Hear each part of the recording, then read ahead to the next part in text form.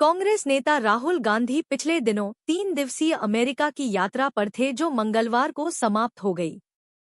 इस यात्रा के दौरान वाशिंगटन डीसी में स्थित नेशनल प्रेस क्लब की प्रेस कॉन्फ्रेंस में उन्होंने भारत से जुड़े कई मुद्दों पर अपनी राय रखी। इसके अलावा उन्होंने भारत-पाकिस्तान रिश्ते पर भी बात की।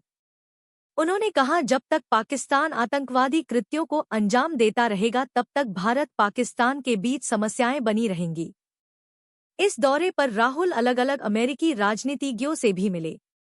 उन्होंने वॉशिंगटन डीसी के रेबर्न हाउस में जोनाथन जैक्सन, रो खन्ना, राजा कृष्णमूर्ति, बारबरा ली, श्री थानेदार जीसस जी, छुई गार्सिया, हैंक जॉनसन, जेन्स केकोस्की से मुलाकात की। लेकिन इन सब में एक शख्सियत ऐसी थी जिनसे राहुल के मिलने पर भारत में एक नया विवाद खड़ा हो गया, जिसे डिफेंड करना कांग्रेस के लिए मुश्किल हो सकता है। राहुल की इस मुलाकात पर बीजेपी हमलावर हो गई है। ये थी अमेरिकी सांसदों के प्रतिनिधिमंडल की सदस्य इल्हान उमर। दरअसल इल्हान उमर अक्सर भारत विरोधी बयान देती रही हैं। अमेरिका में भी इल्हान उमर की पहचान एक विवादित महिला नेता के रूप में है। इसलिए राहुल गांधी की यह मुलाकात भी सवालों के घेरे में आ गई। जानते हैं राहुल की इस मुलाकात क्यों हो रहा विरोध? बता दें, इल्हान उमर 2019 से अमेरिकी कांग्रेस की डेमोक्रेट सदस्य हैं। वह मिनेसोटा के 5वें कांग्रेसनल डिस्ट्रिक्ट का प्रतिनिधित्व करती हैं। उमर यूएस कांग्रेस में पहली सोमाली अमेरिकी हैं और मिनेसोटा का प्रतिनिधित्व करने वाली पहली गैरश्वेत महिला है। वह यूएस कांग्रेस में शामिल पहली 2 मुस्लिम महिलाओं में से एक हैं। वह अमेरिका में अपने इजरायल विरोधी रुख की वजह से जानी जाती है। भारत को लेकर इल्हान उमर का रुख बहुत अच्छा नहीं रहा है। उमर ने 2019 में एक विधेयक के खिलाफ मतदान किया था, जो भारतीयों के लिए स्थायी निवास या ग्रीन कार्ड के लिए वेटिंग पीरियड को कम कर देता। उमर ने अक्टूबर 2019 में असम में राष्ट्रीय नागरिक रजिस्टर यानी एनआरसी के खिलाफ भी अपना विरोध जताया था।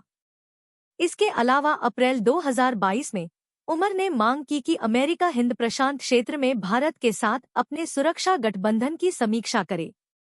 इसके बाद 2022 में ही उन्होंने पाकिस्तान का दौरा किया। वहां वह पीओके भी गई, जिसका भारत की तरफ से कड़ा विरोध किया गया।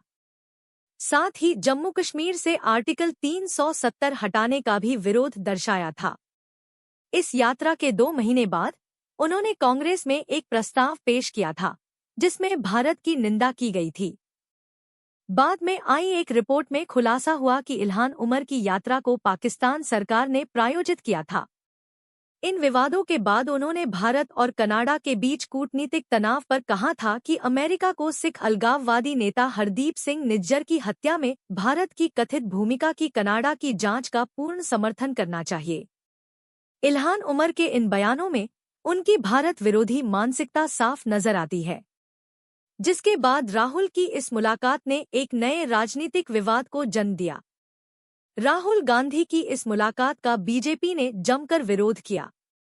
बीजेपी के राष्ट्रीय प्रवक्ता शहजाद पूनावाला ने राहुल का विरोध जताते हुए कहा, राहुल गांधी की ऐसी क्या मजबूरी है, ऐसी कौन सी सत्ता की लालसा है कि वह ऐसी देश विरोधी ताकतों से मिल रहे हैं? सिख विरोधी, आरक्षण विरोधी बयान देने के बाद और भारत की संस्थाओं पर विदेशी धरती पर सवाल उठाने के बाद अब राहुल गांधी और कांग्रेस का हाथ भारत विरोधी तत्वों के साथ, और ये कोई पहली बार नहीं है कि एक पार्टी के विरोध में उतरते उतरते देश विरोधी ताकतों से ही मिल जाना। इल्हान उमर कौन है जिससे राहुल गांधी मिले?